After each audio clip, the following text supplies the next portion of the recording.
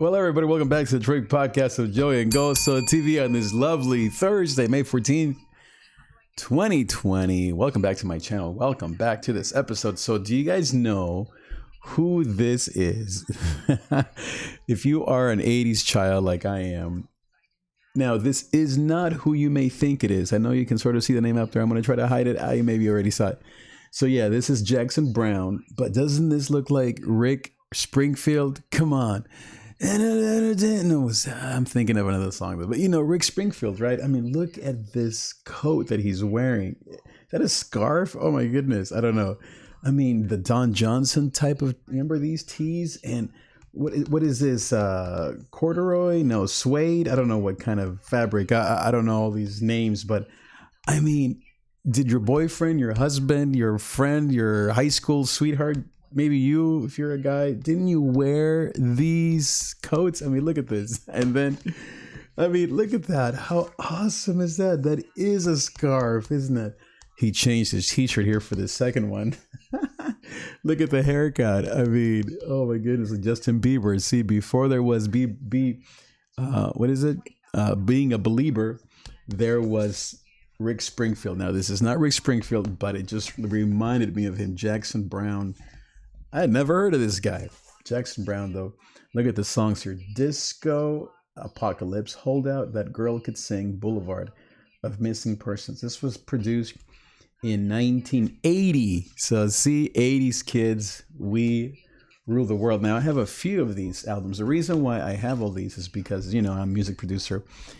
And so we'll get into the topic here this morning in a bit. And so one of the things I enjoy doing is sampling. Oh, the Amazon person's already here.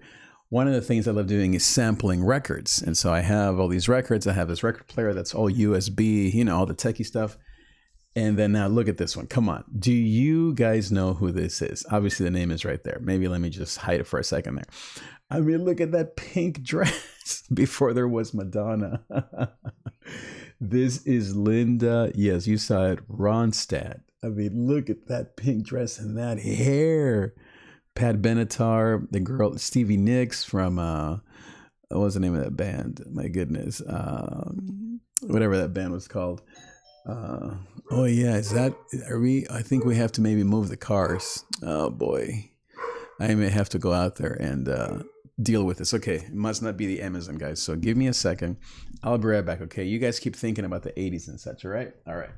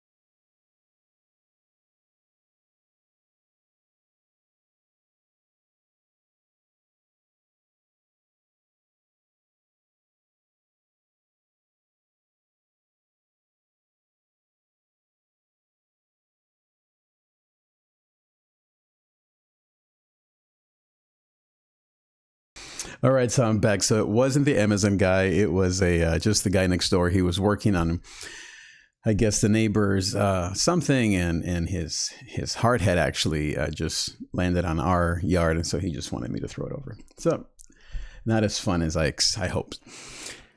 So anyway, back to the 80s. So sorry about that. Now Daisy is going to be barking at the electrician guy.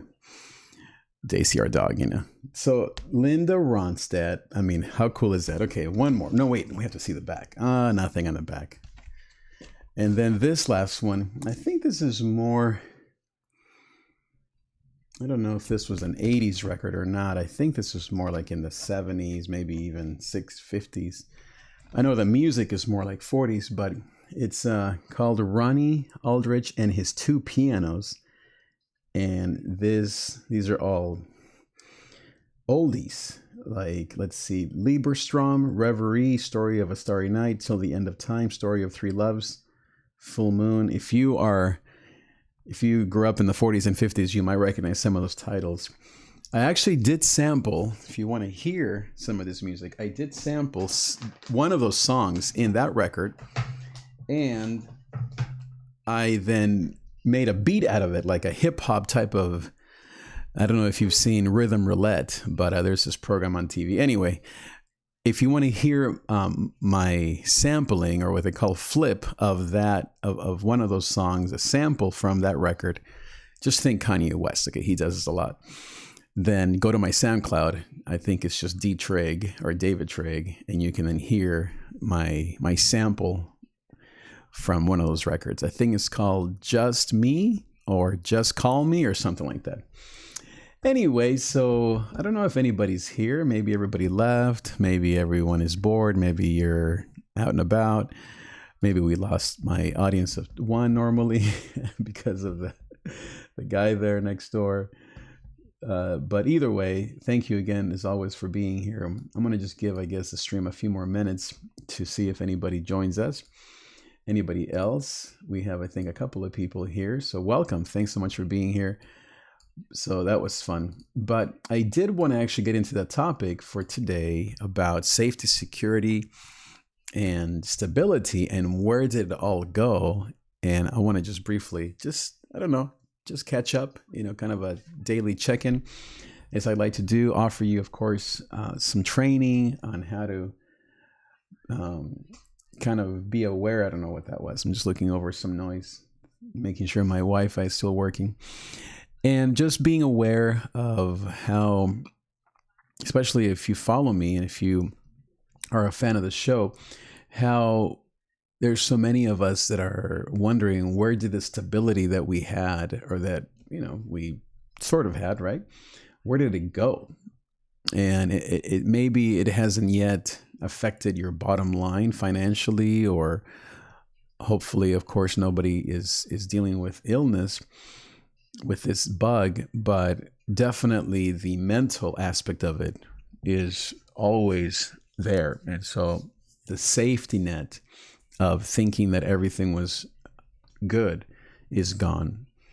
The security that everyone around you was going to be fine is suddenly gone. The sense of stability that normalcy brought you, just going to the mall, getting your haircut, going to the movies, spending money, that has been removed, and we're going through this grieving process that is very, very interesting. And I actually wanted to walk you through the stages of grief. If you are a fan of this show, once again, I want to welcome you and say hello. We're talking about kind of how to handle the stability or the lack of stability that we all feel, and kind of how to be, at least for me, I am one of those people. I'm looking up a few things here, that I'm not one to hide or to ignore or to somehow even pray away my feelings. I'm not saying that people should do that or shouldn't do that, but I am someone who is very comfortable with what some people would call negative emotions. And some people, they will criticize me for that. They will think that I somehow lack faith and that there's something wrong with me. And I'm not saying that all those things aren't true. There's definitely always something wrong with me. But what I mean to say is that I'm not a kind of person that is trying to fix myself before I come and talk to you. I'm not the kind of person that is trying to get it all perfectly before we can even talk. So we're going to just give the stream here a few more minutes to see if anybody comes online.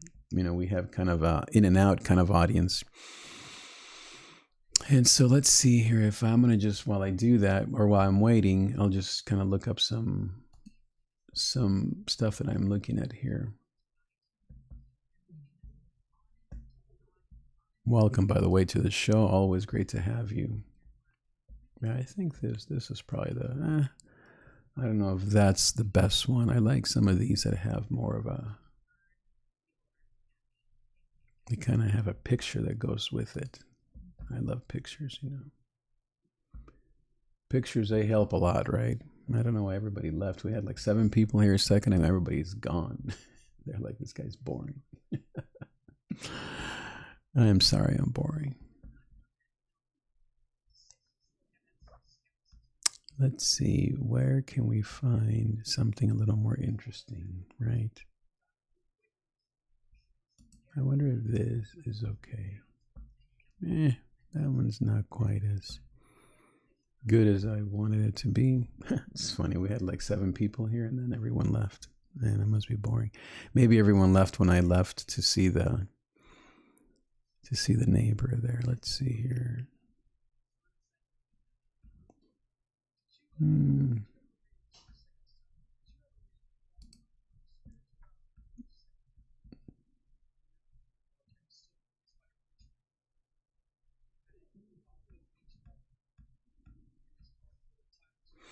So we're looking at the different ways to understand this loss of stability, safety, and security that we're all experiencing.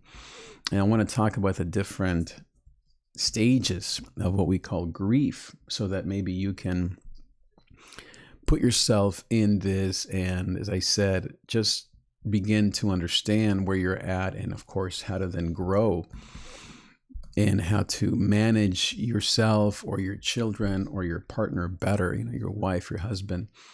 And so, as I was saying earlier, the reason why this is important to me, what's up, Izzy on Twitch? Yeah, right now we're doing more kind of a spiritual work, and then maybe we'll do some of the music maybe later tonight. But thanks for being here, and we will definitely do some of that later tonight. But right now we're talking a little bit about kind of neuroscience and spirituality and some of the things that are on people's minds these days.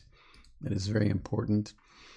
So I want to go through some of this here. I'm just getting ready some images for you guys so we can go through some of these things. And I'm going to just give the chat a little bit here longer to see if anybody does come into the chat.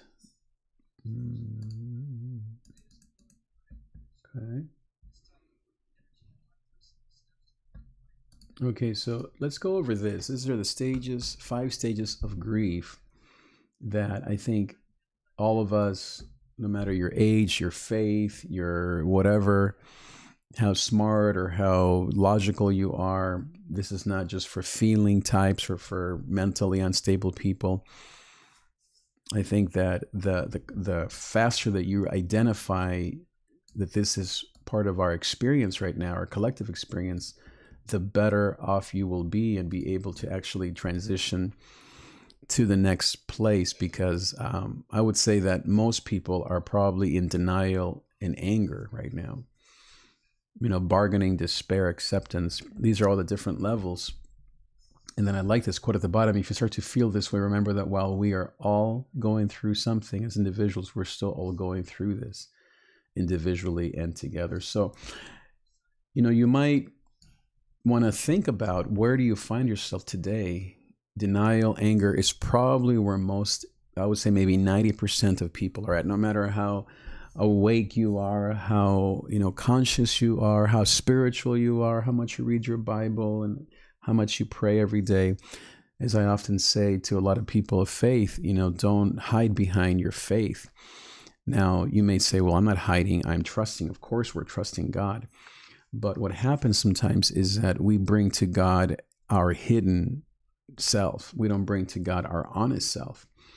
And so much less can we bring to each other our honest truth, our honest self. And healing, if you think of Jesus himself, only comes when you go through a Gethsemane, when you are vocal, when you share the Gethsemane experience with others. And so you think of how Jesus, sorry about all the noise back there. I think there's some cooking going on. But if you think about Jesus and how different we are than Jesus when it comes to grief, he handled grief. If you think of Gethsemane, first, he did it publicly. He brought 3 friends with him. I mean, when was the last time that you told anyone about your fear, your anxiety, your anger, your frustration, how you're feeling maybe like you're procrastinating or you're just ignoring things? When did you even let yourself say those words, much less bring 3 friends with you? Second, he brought his raw emotions to God. He didn't bring his Bible study, devotional, perfect Christian self to his Father. He brought his rawness, saying, can this not happen? Can I not go through this? And then third, he brought his need and he was open to the will of the Father.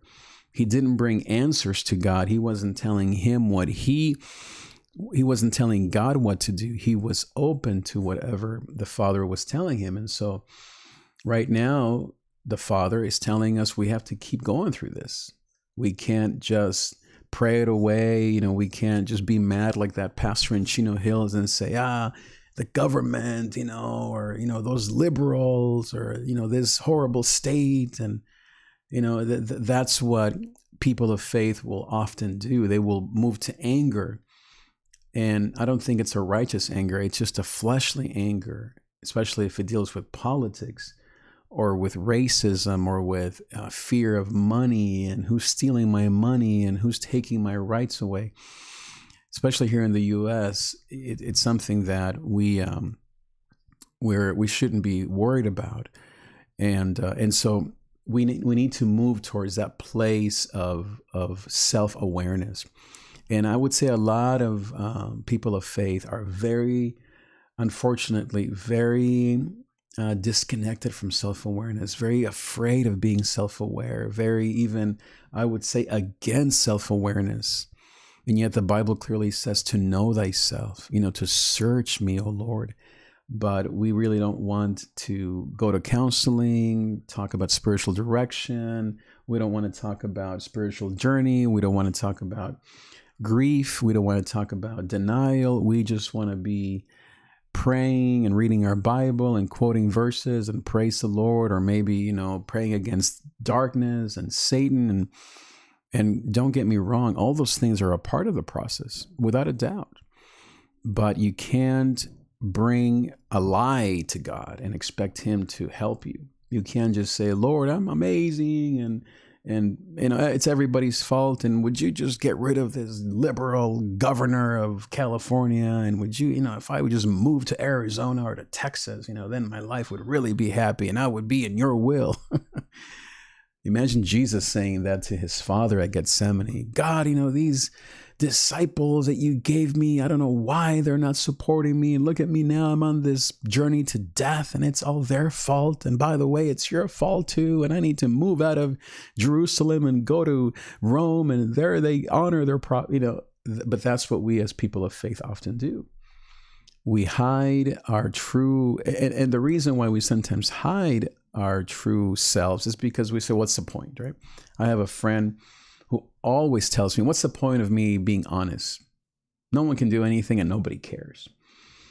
That might be true, but there are some people that do care. I actually do care. I care about feelings. I care about people's journey. And there are many people, spiritual directors, therapists, coaches, life coaches. I don't think most pastors really care. I mean, most pastors are very driven, and they're trying to build their churches or preach a great sermon or look good doing it. But I would say that those pastors who are more empathic are the ones, unfortunately, that people mostly ignore. But second, they really do care. And then I would say even bigger than that, they are familiar with some of this journey. And yet they're not stuck there. Obviously, you don't want the blind leading the blind, But I would say that what you want are spiritual leaders and spiritual directors. I hate to say pastors, because the word pastor isn't even what we really need.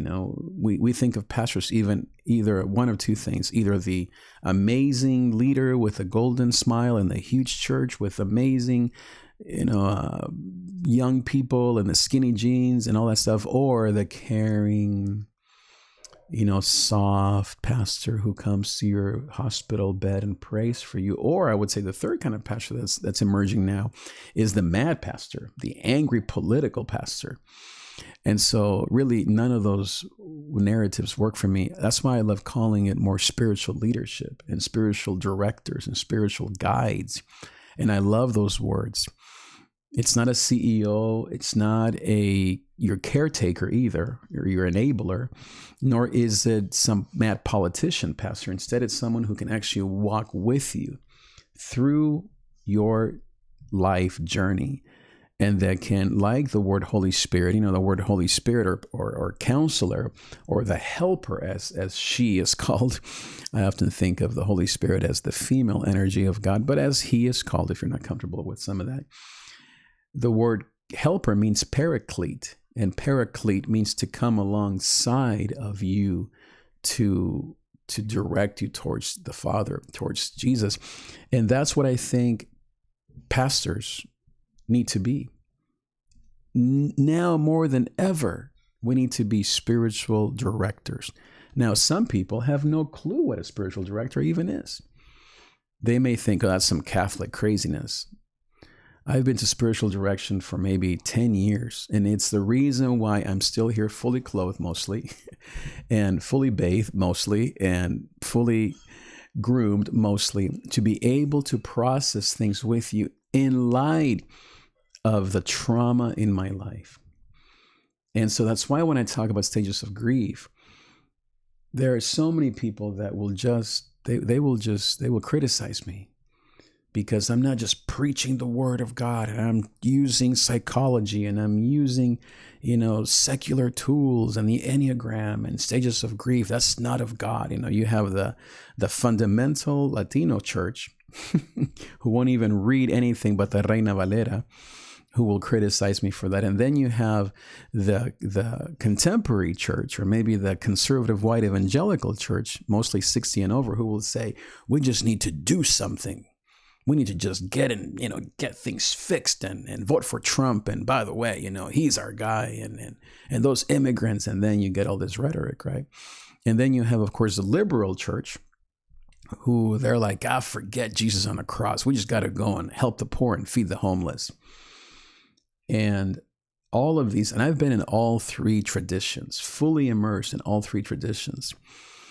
And of course, the Pentecostal one is maybe more in the Latino community. Most people would obviously there's a lot of charismatic and aging movements that are non-white, but you would consider perhaps the traditional churches being mostly in the people of color churches, Black, African American, Latino. And so what you have sometimes is this void of process. Now, is process the answer? I don't think so. Process is just another tool. Some people don't do process. They don't like to talk about anything except getting things done. Where's my money? Where are my rights? Who stole my money? Right? Who's in power? I'm talking about people of faith. And then those of us in the middle, who are people that want to walk through life, we get criticized by being either emotional or mentally crazy, or we're too soft, or we're not hard enough. If we would just beat up on our parents or on our kids and be rough, and then a lot of times it's the women who relate to what I'm talking about.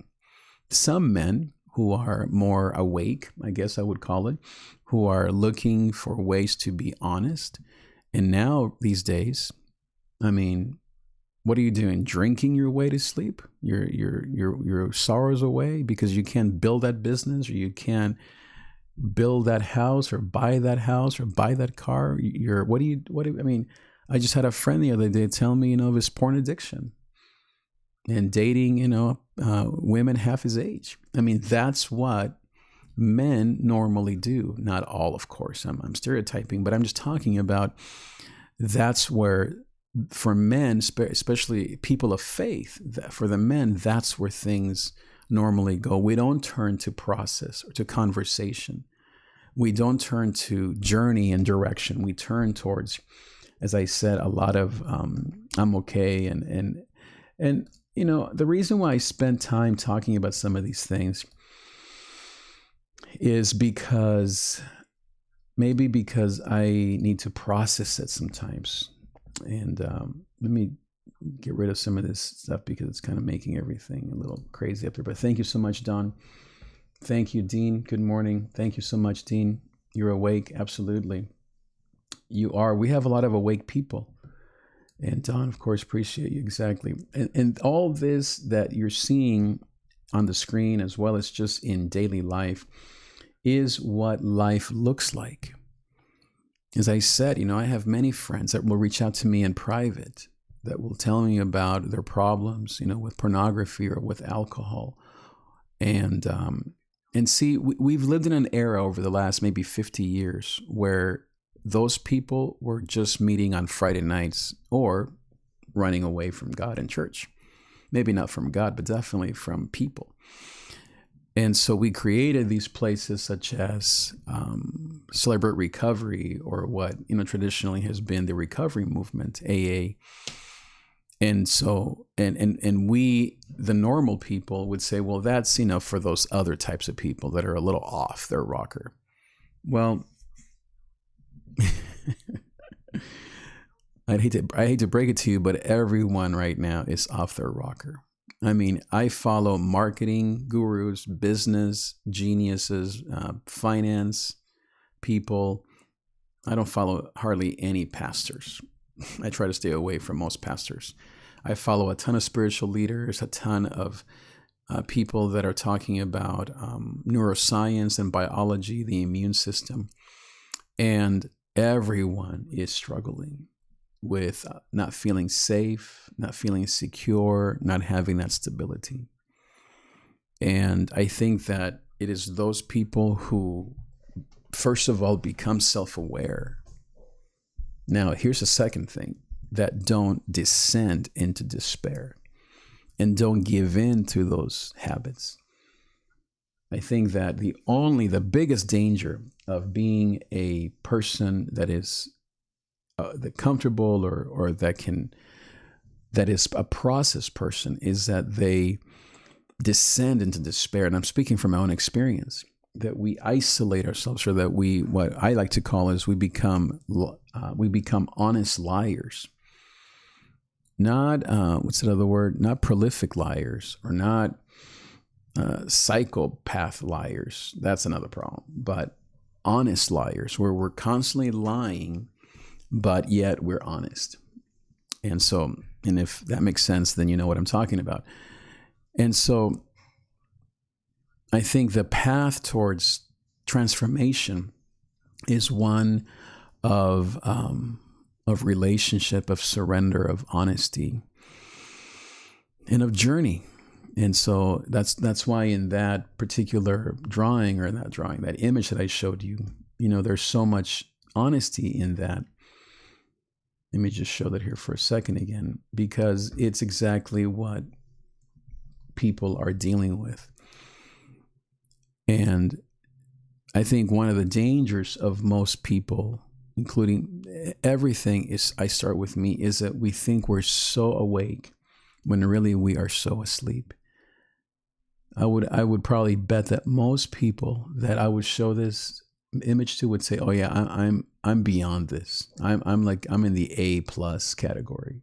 I've already gone through denial, anger, bargaining, despair. I've fully accepted this." And what happens is that if you move through this quickly, then you know what really happens is you keep spinning your wheels. You're in denial. You're in anger. If you're acting out in some hidden way or in some very public way, then it's because you're not really awake or accepting of your reality. You're stuck in denial and anger. you're actually stuck. You know what acceptance actually feels like? I have no idea. Because it's something that I'm trying to get to. I know what denial looks like and anger. I know what bargaining and despair feels like. I think all of us do. But then again, most people in the church, out of the church, they will move towards, if they even look at stuff like this, they will say, oh yeah, I'm fully accepting and in the Lord and walking with the Spirit, brother. What's wrong with you? And now let me say something. There are maybe 1% of the people that tell you that truly are there. Maybe 10%. It's almost like a gift that they have. I think we all know those people. But the other 90% are just lying. They actually are in that second stage of denial or that first stage of denial. Now, all this sounds judgmental. I really don't mean it that way. I guess sometimes maybe I should just learn to move towards what I believe instead of talking about what others believe, right? So maybe that's part of, I guess sometimes I get stuck talking about this because I feel like a lot of my audience traditionally has been more fundamental. And I face it so much that maybe sometimes I spend way too much time disclaiming all this stuff. And maybe I just need to be myself so that I can draw the true fans and the true tribe that God has given me through all my years and actually be able to grow together. So with that in mind, let's actually go through these things. So denial, obviously that's where most people are at, including myself. I was talking to a friend just yesterday. She has a degree from Columbia University in career counseling. We're talking about an Ivy League young lady. Actually, her interview will come out tomorrow. I did an interview with her yesterday on how to help your teens, if maybe they're in high school or early college, to have a successful summer. An amazing, bright friend. I've known her for many years. And her name is Irene. You'll see her interview tomorrow here on Ghostwood TV, so make sure you look for it. YouTube especially is what I always like to recommend to people, that you go to my YouTube channel, because there you have all of the different playlists and all my videos, and it's just less distracting than crazy Facebook. I can't stand Facebook because of distractions. But what I wanted to say is that, by the way, I'm live streaming right now to 7 platforms. So Facebook, of course, YouTube, Twitch, Instagram, Twitter, Periscope. So I go to all the platforms so that you can access this content wherever you are. But I was talking to her again, a very awake person, very, a follower of Jesus. She was on, her mom was on my leadership team at a different church a few years ago. And we were talking yesterday, and you'll see her in her interview tomorrow. She was telling me how she's a counselor at a pretty high-end school, how 90% of her parents are fully in denial. And we're talking about parents with a ton of money, a ton of means, that maybe you would think that they would be the most relaxed right now, right? If they would be saying, okay, c'est la vie. We will go with the flow. After all, we have all the means. Nobody in my family is sick.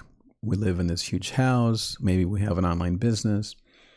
We're not really affected. And yet she was saying that 90% of her parents are fully in denial, literally demanding that her school, like 3,000 kids, have a graduation tomorrow, exactly as it was last year, because their kids are suffering. And we have one son, our son, who's 16, who's a junior. And then we have our 2 daughters who are first and third year in college. So it hurts to not have them experience some of these things. But my point with all of that is not to criticize someone with money or no money or parents. No, that's not my point. Is the denial that we're all experiencing. And denial often feels like my right. Most people, denial feels, that's why it's so close to anger there on that slide.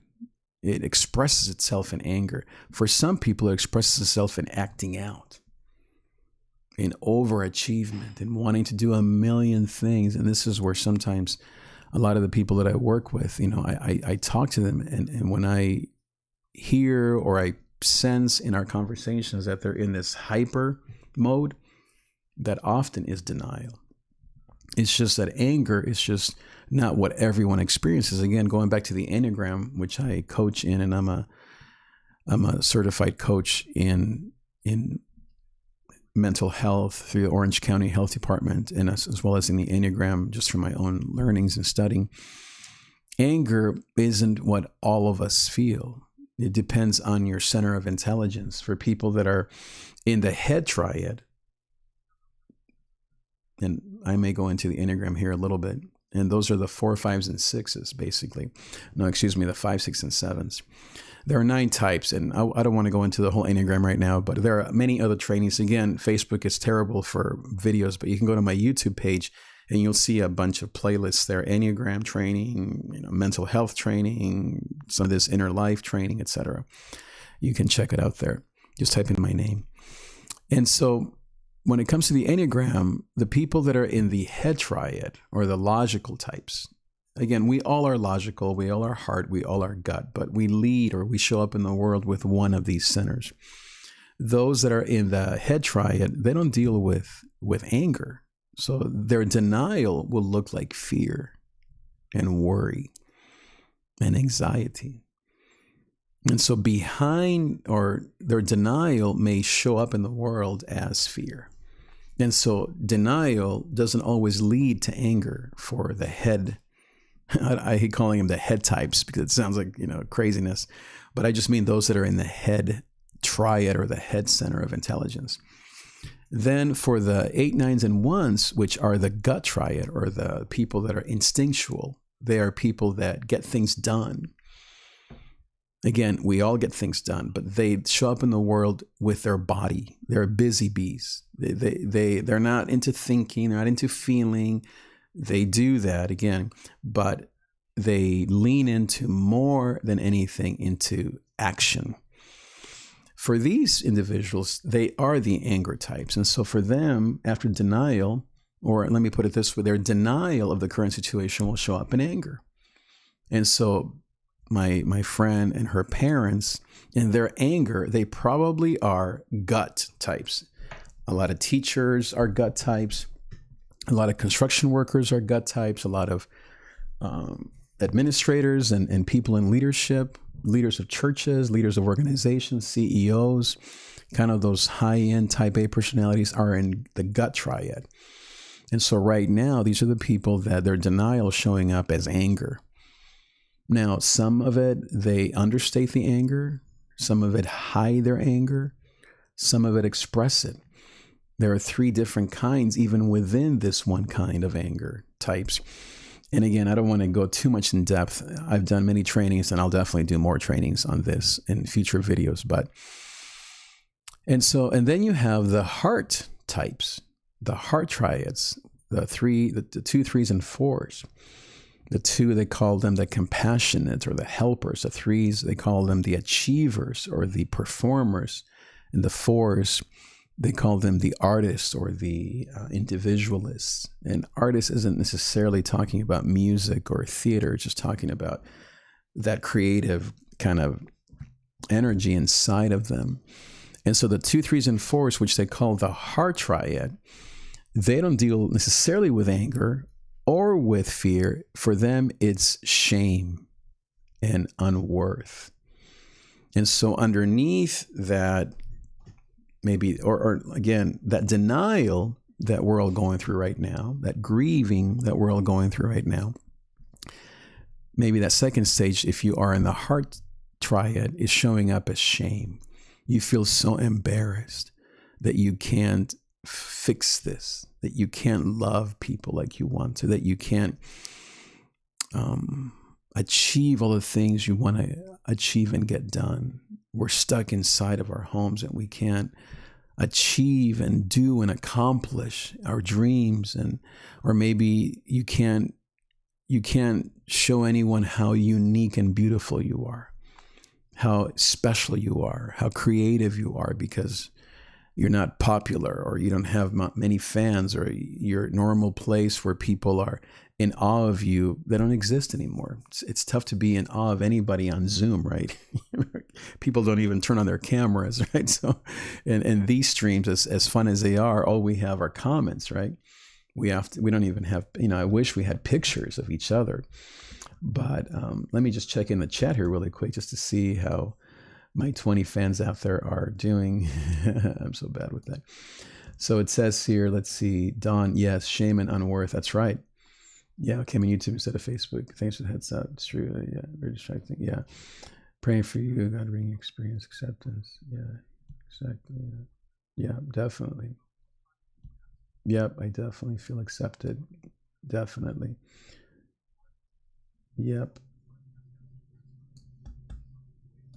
So praying.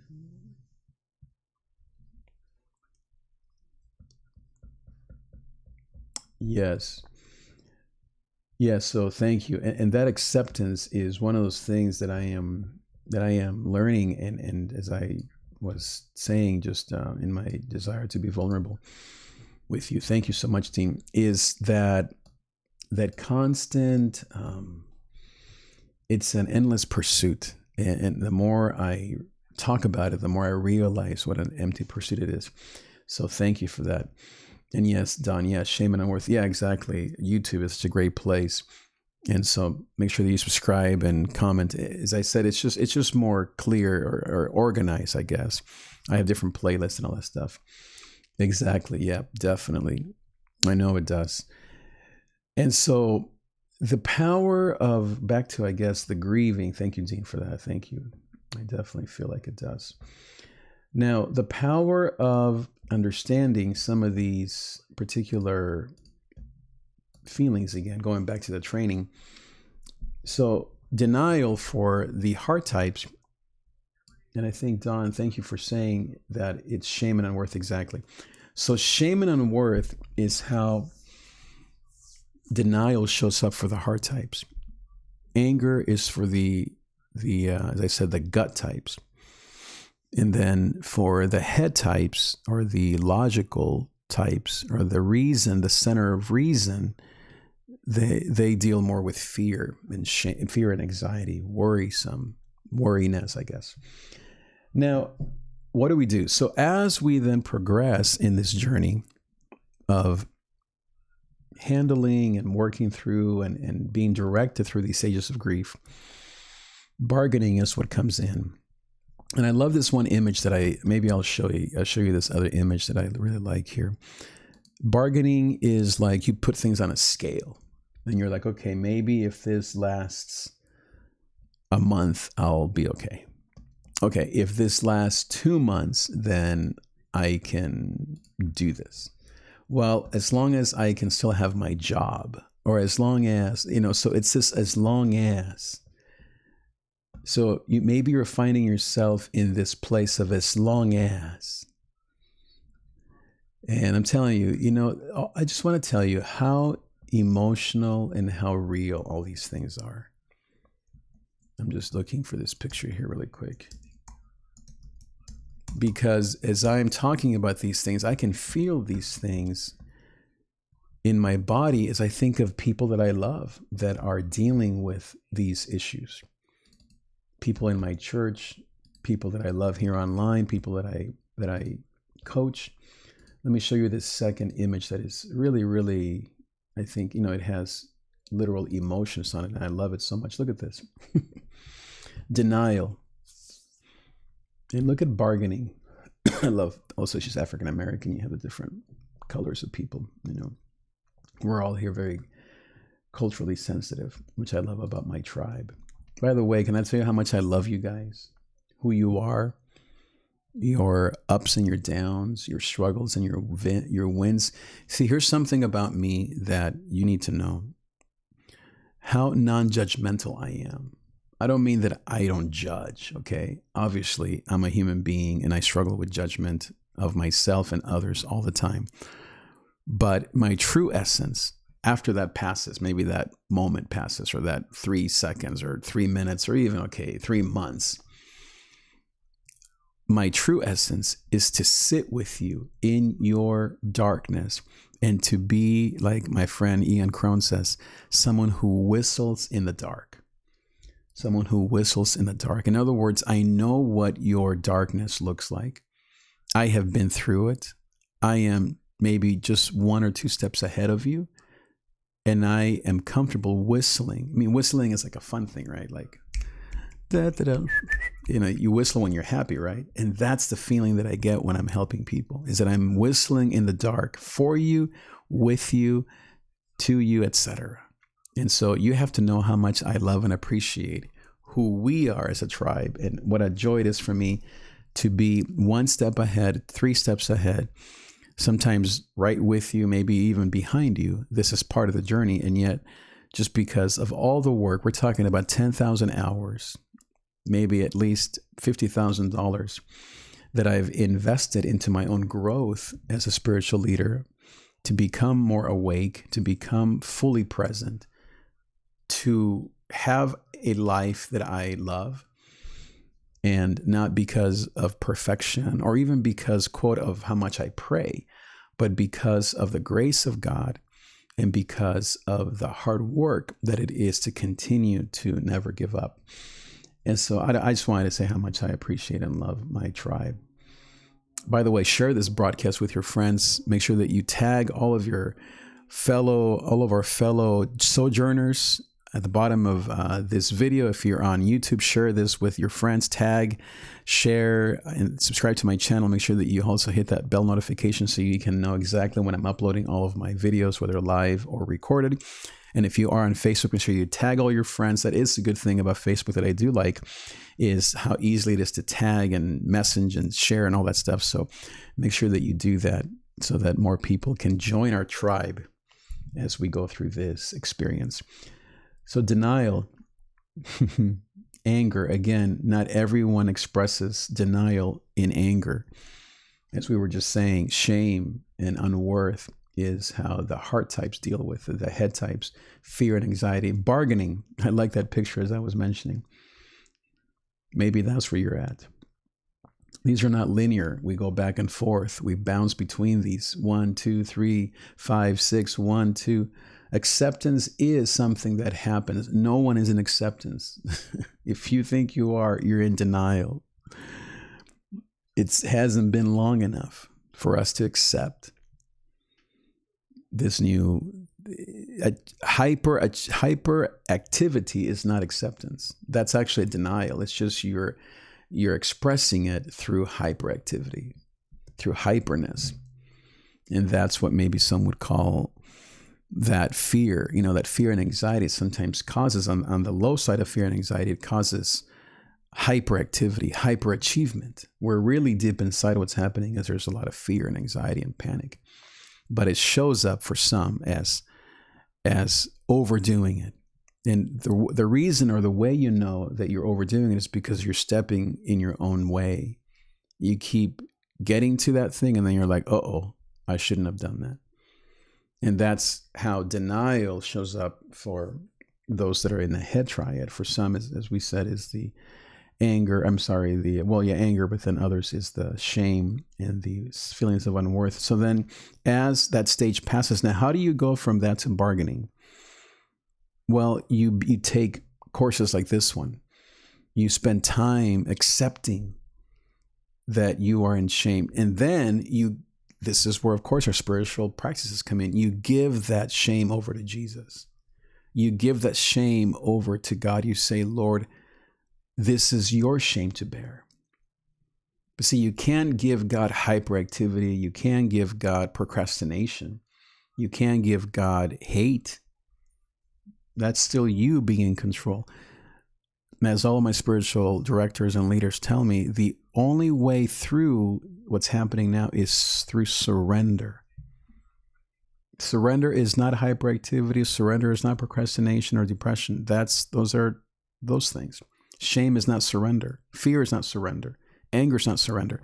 Surrender is when you finally realize how obsessed you've been with cleaning that toilet or cleaning that shower or cleaning your kitchen counter.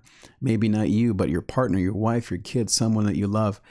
And when you finally, like in the movies, right, you finally come to the end of yourself and you're so exhausted and your hands are literally white with bleach all over them. They are peeling because of how obsessed you have been with cleaning and wiping everything down. And you're so exhausted, your hands are burning, and you finally allow your truth to come out and you say, Lord, please help me. I can't do this. I can't do this.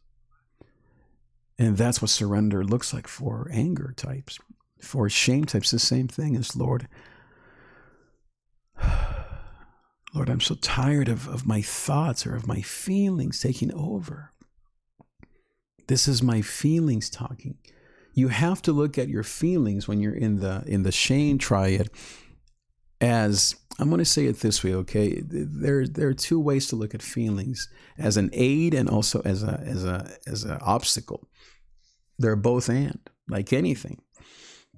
But for this exercise, I want to encourage you to look at your feelings as disruptive, as unhelpful. I said this in the training the other day. For those in the feeling triad, you have to move towards the other arms, towards your helpers, towards your training wheels. I had this diagram the other day. By the way, I'm doing a free training tomorrow at 10 a.m. here on Goso TV and all these networks. It's a free webinar, but you have to register, where I'm going to go through all this, but with slides and pictures like these, but even more organized so that you can really, and then at the end of the training, it's all free, of course, you're going to be able to download the slides so you can actually have them in your phone, all these pictures and stuff. So you can register at davidtrig.com/free coaching, davidtrig.com/free coaching. Tomorrow's webinar, 10 a.m., we're going to be talking about inner peace and how to experience inner peace in light of this opportunity, this crisis. So I was talking about how for the shame types, you have to get to that place where you are tired of your feelings. See, the feelings for those in the shame triad, it's their addiction. It's almost like their security blanket, their right. Even though maybe they know that some of these feelings are harmful, obviously suicidal thoughts are harmful, obviously envy, obviously deception, envy. Obviously, we know that those are negative emotions. They don't do us any good. But it's not until we realize that behind all of our kindness, there is really a true envy, or maybe even a true sense of self-righteousness, or that the world owes us something. See, this is where being in the heart triad is very difficult sometimes for those in the heart triad. Let's say for the twos, for those who are the helpers, their deadly sin per se, or their vice, or their shadow self, as different traditions call it, is envy. Really, that heart to love others, when under the influence of darkness, thinking now spiritually, when Satan, our enemy, is near, and I mean, there's so much that I want to teach you. Every one of these deadly sins has an entryway. I'm going to say it this way, I'm going to say it bluntly, you're allowing that darkness to enter your life through a certain habit, action, or thought, or even a person. But anyway, this is like getting really now into the premium content. So much good stuff there.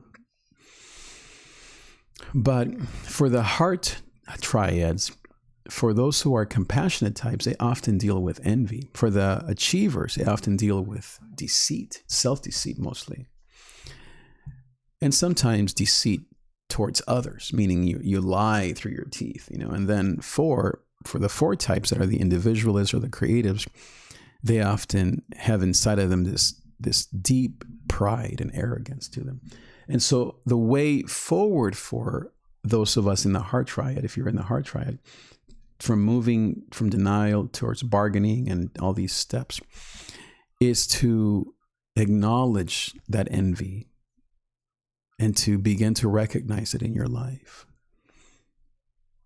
And I don't move in these trainings super fast through these things and just give you like a million things to just go do, because as you know, as I've said here, I'm a sojourner with you. And I know that here on live, people sometimes say, oh, those videos are so long and you talk so slow and you repeat so many things and you're going in circles, and just get to the point.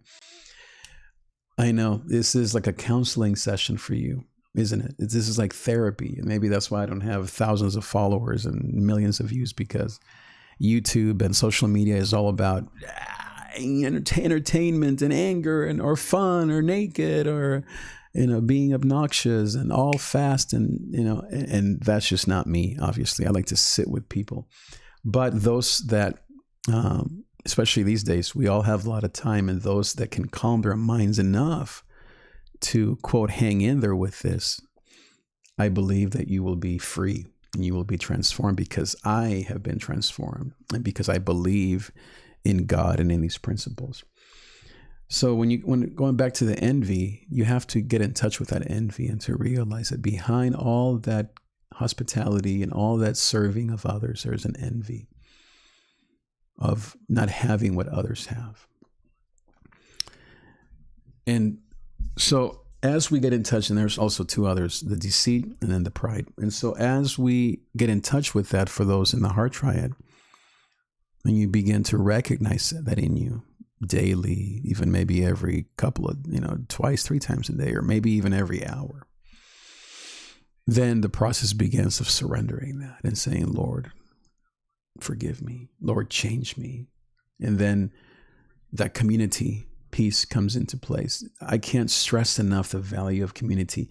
Virtual community is a wonderful midwife for, quote, being on a couch therapy, social workers and divorce lawyers and AA and recovery and pills and medication and and all the way alcohol and pornography and addictions and eating and shopping and all, gambling, all the ways in which we as humans cope with that vice, or that inner life blockage. And so when we finally get to the end of that, or we hit bottom, as they say in AA, right? I mean, have you hit bottom with your envy? That's really a question that I like to ask a lot of heart types. Are you so fed up with your envy that you're ready to surrender? Are you so fed up with your lying, your constant deceiving of yourself, your constant trying to find that one thing that is really you when truly you already know who you really are? It's just you're afraid, or you feel shame for being, like my friend often says, we in the heart triads were just another bozo on the bus. Another bozo on the bus.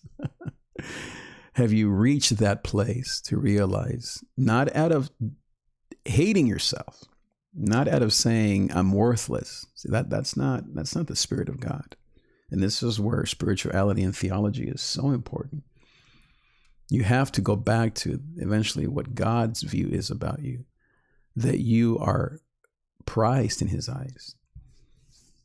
And so when you finally hit bottom with saying, man, my self-deceit is just, I'm just so fed up with it, then that's when you begin to find that surrender, or maybe that pride, and again, these are things that the church just, we are absent. I mean, we are so famously absent in talking about these topics. Maybe once every 10 years will come a person who will talk about these issues in depth and that knows how to guide others through it. Don't ever go talk to someone who is dealing with it and is drinking their way through it, or just, suicidal. Obviously, you're not, like the Bible says, you have to guard your heart and protect your heart. You have to, you can't, like the old saying says, you can't let the blind lead the blind. You have to have a guide. What does the Bible say about the word of God? Your word is a lamp unto my feet and a light unto my path. So you need people that are awake enough. There's no pride. It's not like, these people are better or superior. It's just that they've done the work and we are still doing the work. to stay awake, because the pull towards darkness and towards falling asleep and going back in denial again, back to this picture, is 90% of the strength that you feel out there. Online, as soon as this video is over, the next thing you watch is going to be about denial. I mean, just guaranteed. The next thing you do after this video, I guarantee it, because it happens to me all the time, it's the energy, the gravity is to pull you back to fear, to anger, to hate, to shame, and so the way to stay moving forward really isn't that hard, but it just requires a rewiring of the neuroscience in your brain. It requires an awareness of those hard wiring that's been there for 30, 40, 50, 60 years for most of us, and that we're passing on to our kids and grandkids and all the rest. But the brain, and most of all the spirit, is so pliable and can learn so quickly to do things differently. I mean, that's the joy of being a spiritual being, to being loved by a loving Father who loves us, to being loved by God through what Jesus did on the cross. There is transformation that is possible today. I mean, that's why we preachers talk about repentance and forgiveness and all that stuff, because it's real, because transformation is real. And so when you hit bottom when it comes to envy or self-deceit or pride, I had a friend, pastor, amazing. He thought he was more amazing than anyone else I knew. And I was just beginning to study some of these principles. And I would see things in him and I would say, do you deal with pride? No way. Are you sure pride isn't your false, your shadow self? No. Are you sure that pride isn't in you? Man, I think your wife sometimes, will be in a study with my wife and I'll just overheat. No way. And that's what happens with us as, again, I'm not going to call it spiritual, but as believers. We are so entrained, and we've been so trained in logic that we are so out of touch with our hearts or our bodies. And yet every time that we go home or we're in the car or on our phones, there goes the brain, and all that's on is your emotions and your body. And logic and reason goes out the window. But because the Enlightenment and Sunday school and Billy Graham and Ford and all that happened in the West with the Enlightenment, including the Reformation, threw everything out the window except reason and logic. That's why now we're in this mess where we're in this pandemic and nobody even knows what to think except to go back to anger, to go back to hate, to go back to violence, to go back to addictions, because we don't know the way forward. There aren't enough leaders out there, definitely not in the church. I'm not saying that there are not people with great hearts, so don't get me wrong. It would be like saying, well, Trig, you don't speak Mandarin. Of course I don't. And someone criticizing me for that. I mean, I didn't grow up in that. I actually took some Mandarin classes, and it's pretty challenging. So the same goes for pastors or nonprofit leaders or your teachers or your parents. They just didn't grow up learning this language of self-awareness and being awakened. Now, as I said, some people have that natural instinct. I think older generations, maybe even children, I think more than anyone.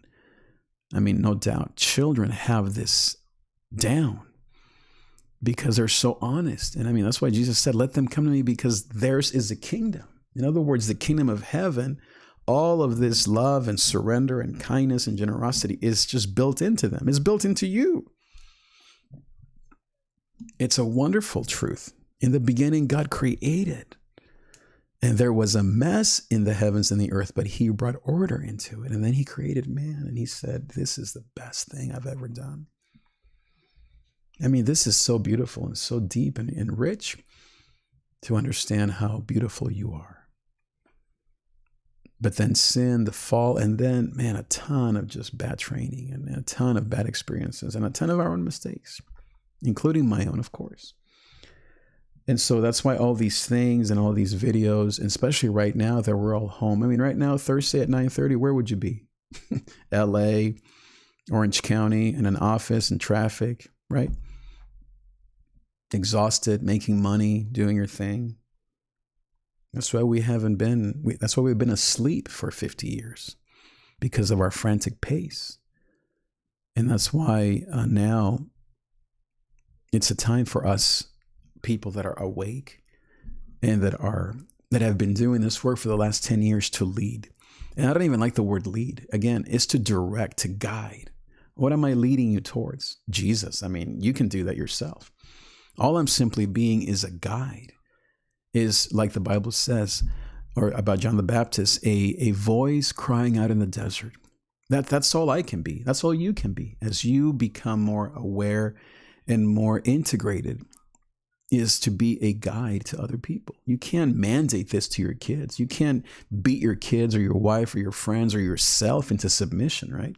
That's what Catholics will do. That's what a lot of Christians will do, through devotions and through church attendance, or serving and doing, maybe to appease that inner critic, or to appease that pride or that envy or that self-deceit or that procrastination or that control issue or that fear of missing out.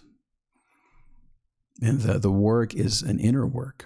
I have here in my library here at home, I don't know, maybe 500 books.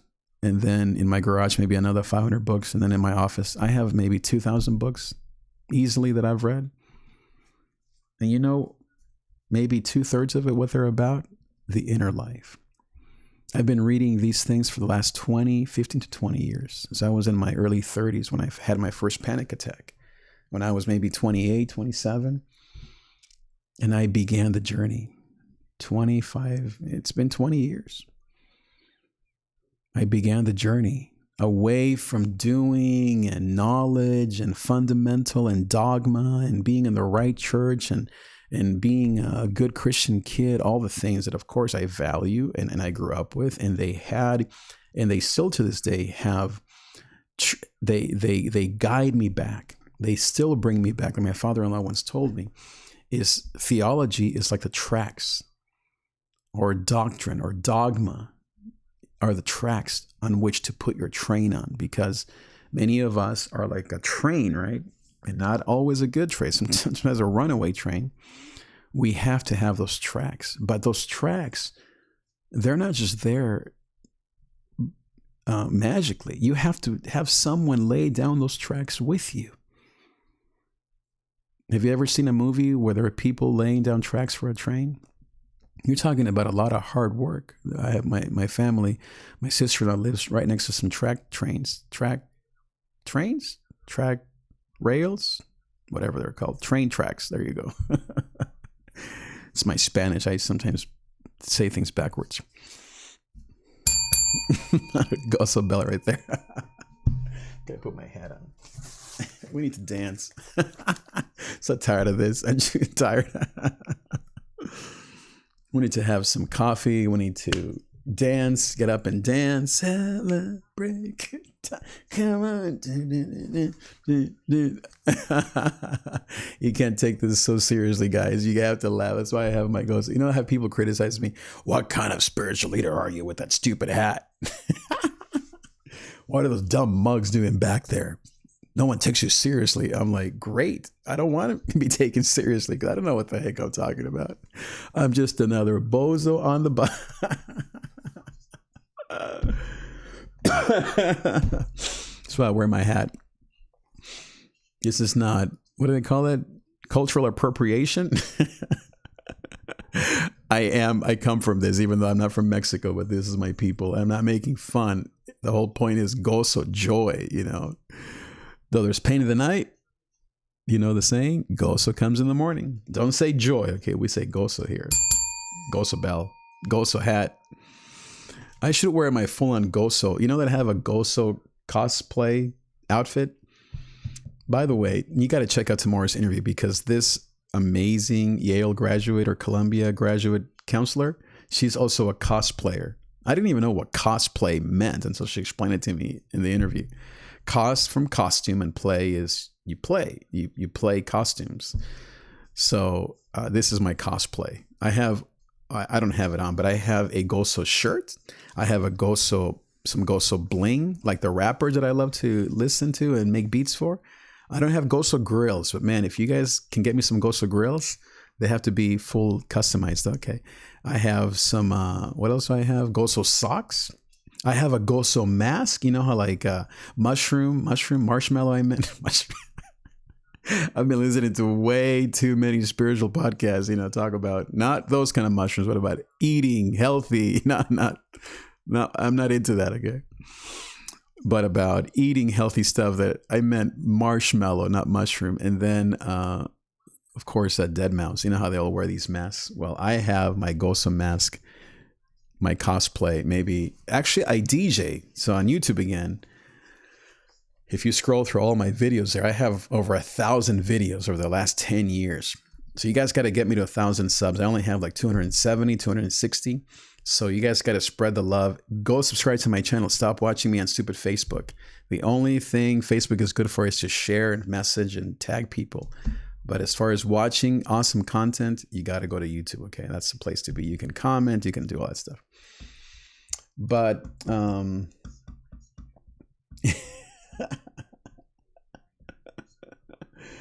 yes, Don, I've always experienced you this way. If then experience that way, yeah. Thank you for all the comments. I was just reading all these comments right now. These are all beautiful. We have about 14 people here live right now on all the platforms. We have, as I said, 7 platforms going, and so welcome to everyone who's watching. Certainly, and especially to Dean and to Don. You guys have very similar names. You guys know each other? We all went to Bethany back in the day. Maybe you guys know each other. All these D's. David Trig, Don Davis, Dean Davies. Maybe it's something about our tribe. I love our tribe. You are a part of my tribe, Don. And I think we always have been. And I don't often go back in time and think about this and that. I think that I just woke up to this. I've been praying for years. I waited 46 years and waited for this. I'm praying for you, Don, on YouTube. Yeah, your message matters. Yeah, 100% fair. Yeah. If then about experiences, it's only part of your tribe. Yep. David, sorry for asking you about it. I don't know where to ask. If I don't watch you on Facebook, how do I know? Oh, yes. So you can watch me anywhere first, Don. So don't let my stuff distract you. Watch me wherever you can catch me. But the way that you know if I'm live on YouTube is you hit that bell that's on your phone there, and then you got to turn on notifications, and then it'll send you an email or maybe even a text immediately when I'm live. But as I said, here's what I would do. Watch me on Facebook because it's easier. And then if you want to binge watch all my stuff, then go to YouTube. How about that? That might be the easiest way. So just do that. It's like 2 platforms, Facebook and Netflix. So use Facebook because that's easier, and you can, as I said, tag and share, and it's just right there. And then if you want to binge watch all my content, then go to YouTube. That's kind of like the library. So let's just keep it simple. But so I guess I got oh yeah, so my Goso cosplay. So I have this shirt, and then I DJ. I have a full DJ set, all my beats. I love music, right? So I make hip hop beats, lo-fi, mostly lo-fi, some EDM.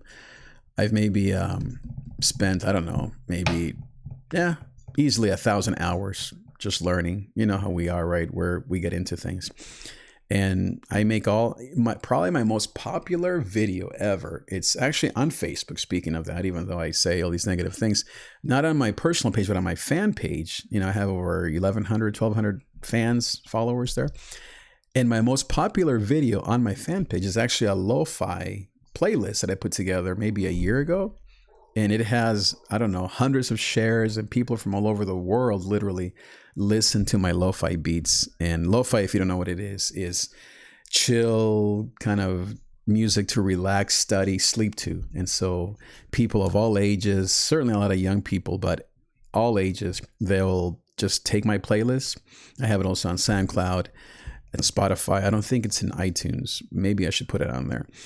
But it's definitely on Spotify. It's on SoundCloud. It's on my Facebook page. I don't think it's on YouTube, ironically. And so kids will just turn it on like a radio. Like, remember we used to listen to the radio for background noise? Or maybe Rochelle would do Coast 103. And then you just relax, sleep, study to that. And it's just the most beautiful thing. But not everyone likes music. I actually don't like music while I'm studying or reading. I like, for us creatives, we love our own sound of our own heads, right? Most of the time. Well, guys, I am going to go. I have to do some preparation here. I have a 12 o'clock interview. By the way, today's interview, so you can, if you want to check back, I will try to do it live. It's with a Zumba instructor who's going to be walking you, man or woman, through how to stay in shape at home. And so at about 12 o'clock or so, today is Thursday. Oh no, it's tomorrow. Duh. She just moved it to 12. Okay, so now I have time, but I'm still going to go take a break, do a few other things. And then I do want to encourage you, my dear friends, tribe of mine, to go to my webpage and to subscribe and register for tomorrow's webinar at 10 a.m. I'm going to do a webinar. Let me show you the page here so you can see it, called Inner Life Work Training, so that if you want to share, I'm going to do brand new stuff that I haven't done here on YouTube yet or on all these platforms that I think is going to be very helpful, talking about inner work and how to actually just get out of your own way, how to get out of your own head. Some of the things I've been talking about the last few weeks, but in a more concise way. Let me see if I can show you this particular webpage so you can register right there. So you can see it right there. There's my beautiful wife, my lovely woman, who I love so much. And then security, safety, stability. Tomorrow, 10 a.m. Pacific, we're going to be talking about how to handle these anxious times, especially when it comes to, as you always get from me, neuroscience, psychology, and spirituality. So how to combine all of our different disciplines out there that matter to us sojourners so that we can find the stability that we're looking for, but to find it within, to find it through inner work, through faith in God and in Jesus Christ, through neuroscience, understanding personality, and then through psychology, understanding our habits, our hurts, as CR says, and our hangups. And so it's going to be with slides, and it's going to also have a download so you can get the slides in your phone like JPEGs, and you can review them throughout the week. I'm also going to put them on my Instagram page, all the slides, so you can just go to my stories, and on Instagram you can find me, David Trig, another great place, especially for images, obviously, and you can see all my slides there of these trainings. And you can just click on this here, boom, I'm ready, I'm in. And then it takes you to the sign up. You just put in your email so I can send you all the webinar information. Basically, we'll just be here. And you don't have to even register, but if you'd like to, it'd be great to know who's attending. That's why I do that. But you can just watch it tomorrow at 10. It'll be here live on all these platforms, Facebook, YouTube, all the rest, Twitter, Periscope, blah, blah, blah, Instagram Live. By the way, we're on Instagram Live. So if you're an Instagram person or your relative, your husband, your wife, your kids are, David Trig, on the up above, where it says all the little pictures, all the faces, you can see when I'm live, and you can follow me there as well. Well, everybody, Gozolandia, my Gozo heads, I thank you. I love you.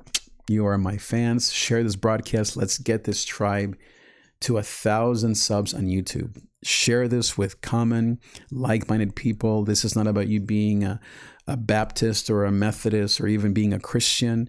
Obviously, we are followers of Jesus, but I want to invite everyone to come into this tribe of inner peace, people that are wanting to figure out ourselves so that we can stop self-destructing and stop destroying the lives of those we love, and heal from all of the things that have been damaging and bankrupting our lives. And as I said, I am just a sojourner with you that is maybe 1 or 2 steps ahead and has done the work for the last 15, 20 years.